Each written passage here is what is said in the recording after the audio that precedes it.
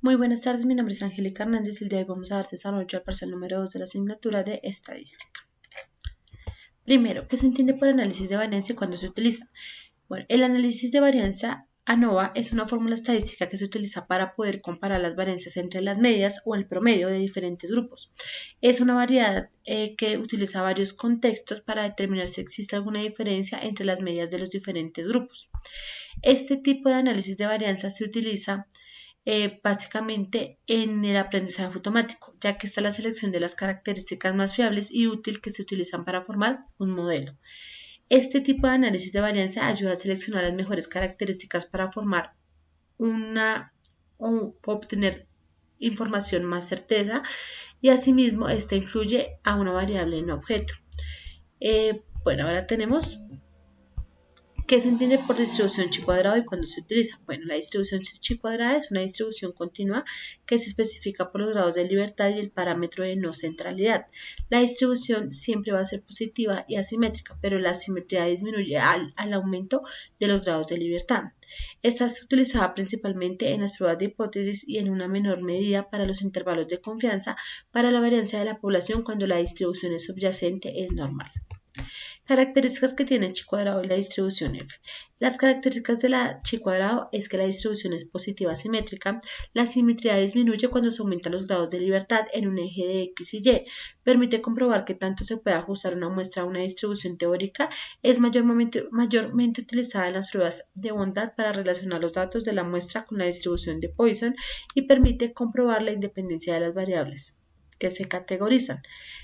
También hay que aclarar que si los grados de libertad son 30 o más, se está en presencia de un chi-cuadrado normal.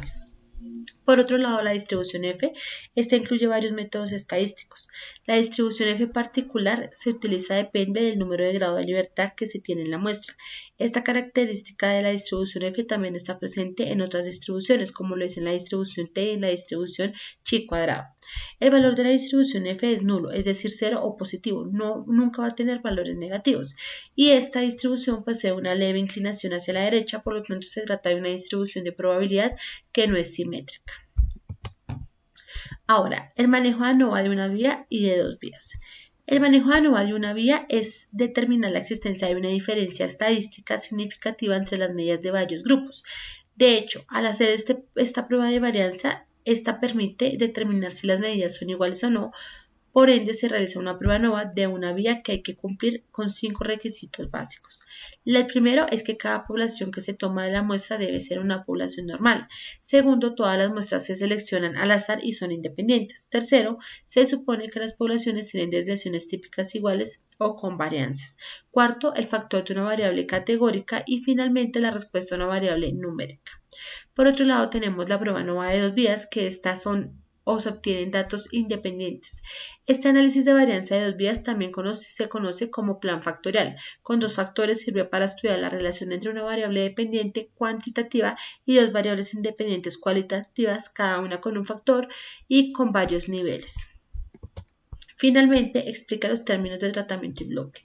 Bueno, los tratamientos son las medidas obtenidas para iniciar con un proceso experimental, es decir, la diferencia del valor que se vio y la respuesta que se tiene al momento de la unidad experimental.